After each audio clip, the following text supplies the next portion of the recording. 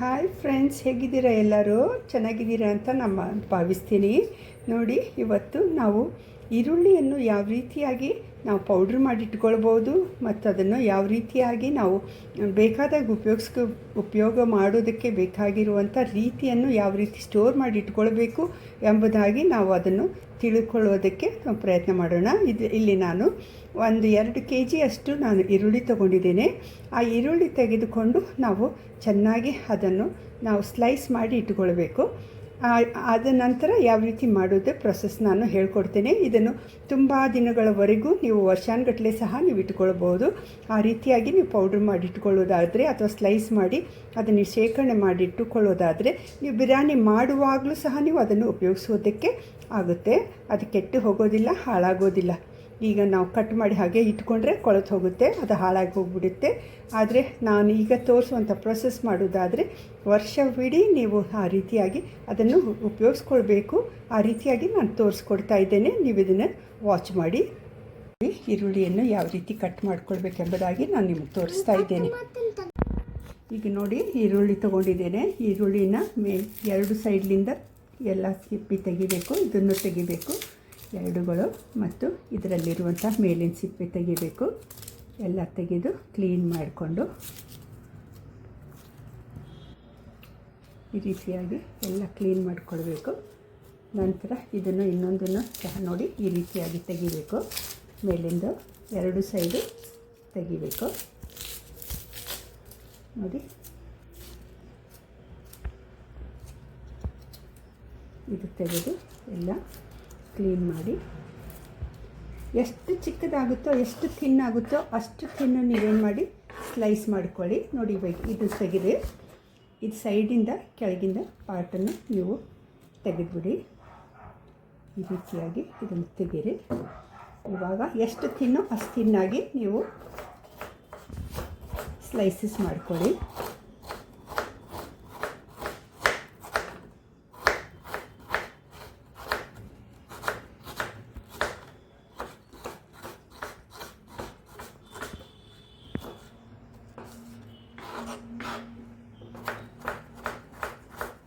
ತಿನ್ನಾದಷ್ಟು ಚೆನ್ನಾಗಿ ಅದು ಬೇಗನೆ ಅದು ಡ್ರೈ ಆಗುತ್ತೆ. ನೋಡಿ, ಈ ರೀತಿಯಾಗಿ ಇಷ್ಟು ನೀವು ಥಿನ್ನಾಗಿರಬೇಕು.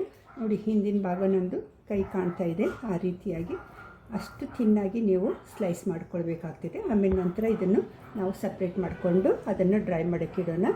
ಈ ರೀತಿಯಾಗಿ ಎಲ್ಲ ಈರುಳ್ಳಿಗಳನ್ನು ನಾವು ಕಟ್ ಮಾಡಿಕೊಂಡು ಸ್ಲೈಸಸ್ ಮಾಡಿಕೊಂಡು ಡ್ರೈ ಮಾಡೋಕ್ಕೆ ಒಂದು ದೊಡ್ಡ ಪಾತ್ರೆಯಲ್ಲಿ ಅಥವಾ ಪರಾತದಲ್ಲಿ ಒಂದು ಅಗಲವಾಗಿರುವಂಥ ಪಾತ್ರೆಯಲ್ಲಿ ನಾವು ಹಾಕಿ ಅದನ್ನು ಡ್ರೈ ಮಾಡೋಕ್ಕೆ ಬಿಸಿಲಿನಲ್ಲಿ ಇಟ್ಕೊಳ್ಬೇಕು. ಬಿಸಿಲು, ಯಾಕಂದರೆ ಇವಾಗ ಬಿಸಿಲಿದೆ, ಆದ್ದರಿಂದ ಬಿಸಿಲಿನಲ್ಲಿ ನಾವು ಇಟ್ಕೊಂಡು 2-3 ದಿನ ಅದನ್ನು ಡ್ರೈ ಮಾಡೋಕ್ಕೆ ಇಡಬೇಕು.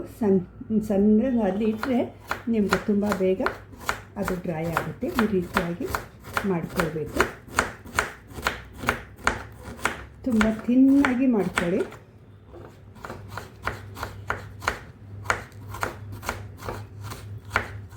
ಎಷ್ಟು ಥಿನ್ನಾಗುತ್ತೋ ಅಷ್ಟು ಥಿನ್ ಮಾಡ್ಕೊಳ್ಳಿ. ಅದು ನಿಮ್ಮ ಕೈ ನೋಡ್ಕೊಂಡು ಕಟ್ ಮಾಡ್ಕೊಳ್ಳಾರ್ದಂಗೆ ನೀವು ಇದನ್ನು ಕಟ್ ಮಾಡ್ಕೊಳ್ಳಿ.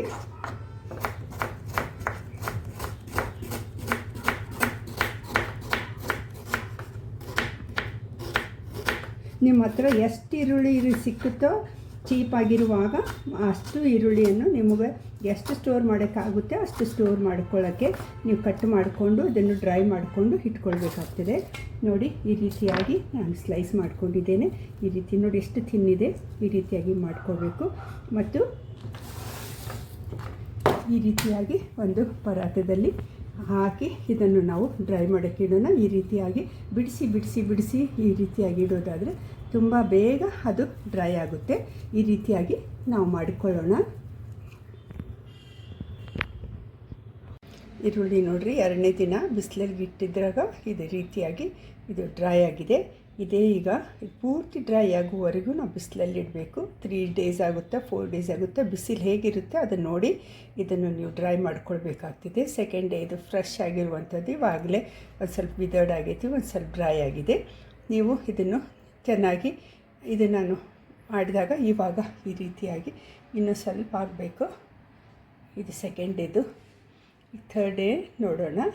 ನೋಡಿ ಈರುಳ್ಳಿ 3 ಡೇಸ್ ಆಗಿದೆ, ಎಷ್ಟು ಕ್ರಿಸ್ಪಿಯಾಗಿ ಎಷ್ಟು ಡ್ರೈ ಆಗಿದೆ. ಈ ರೀತಿಯಾಗಿ ನೀವು ಮಾಡಿಕೊಂಡು ಇದನ್ನು ನೀವು ನಿಮ್ಮದು ಒಂದು ಗ್ಲಾಸ್ ಜಾರ್ನಲ್ಲಿ ಹಾಕಿಡಿ. ಅದನ್ನು ವರ್ಷ ಪೂರ್ತಿ ನೀವು ಉಪಯೋಗಿಸ್ಕೊಳ್ಬೋದು. ಇಲ್ಲ ಅಂದರೆ ಇದನ್ನು ಗ್ರೈಂಡ್ ಮಾಡಿ ಇದನ್ನು ಪೌಡ್ರ್ ಮಾಡಿ ನೀವು ಯಾವ ಅಡುಗೆಗಾದರೂ ನೀವು ಇದನ್ನು ಉಪಯೋಗಿಸ್ಕೊಳ್ಬೋದು. ಈ ರೀತಿಯಾಗಿ ನೀವು ಮಾಡ್ಕೊಂಡಿಡೋದಾದರೆ ಎಮರ್ಜೆನ್ಸಿ ಬೇಕಾದಾಗ, ಅಥವಾ ನಿಮಗೆ ಈರುಳ್ಳಿ ಇಲ್ಲ ಅಥವಾ ಆ ಸೀಸನ್ ಇಲ್ಲ, ಸೀಸನ್ದಲ್ಲಿ ಭಾಳ ಕಾಸ್ಟ್ಲಿ ಆಗಿದೆ ಎಂಬುದಾಗಿ ಇರೋದಾಗ ಆ ಟೈಮ್ದಲ್ಲಿ ನೀವು ಇದನ್ನು ಉಪಯೋಗಿಸ್ಕೊಳ್ಬೋದು.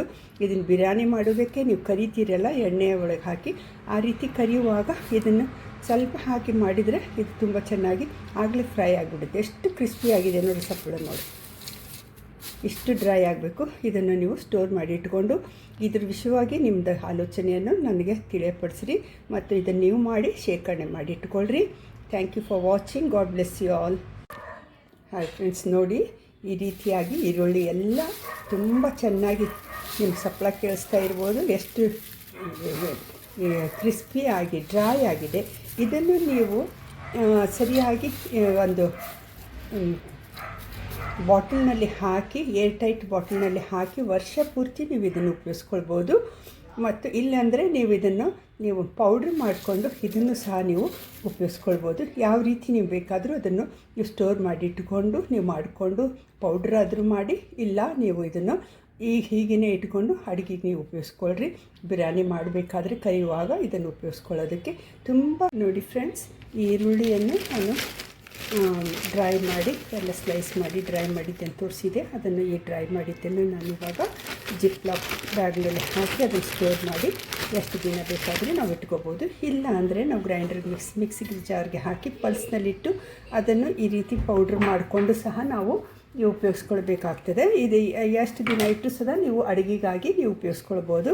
ಇಲ್ಲ ಅಂದರೆ ನಿಮಗೆ ಹಿಂಗೆ ಬೇಕಂದರೆ ಈ ರೀತಿಯಾಗಿ ನೀವು ಹಾಕಿ ಉಪಯೋಗಿಸ್ಕೊಳ್ಬೋದು. ನಿಮ್ಮ ಹತ್ರ ಜಿಪ್ಲಾಕ್ ಇಲ್ಲ ಅಂದರೆ ಈ ರೀತಿಯಾಗಿರುವಂಥ ಒಂದು ಕಾಜಿನ ಗ್ಲಾಸ್ ಜಾರ್ನಲ್ಲಿ ಹಾಕಿ ನೀವು ಇದನ್ನು ಶೇಖರಣೆ ಮಾಡಿಟ್ಟು ಟೈಟಾಗಿ ನೀವು ಲಿಡ್ ಹಾಕಿ ಇಡೋದಾದರೆ ನೀವು ವರ್ಷ ಪೂರ್ತಿ ಇದನ್ನು ಉಪಯೋಗಿಸ್ಕೊಳ್ಬೋದು.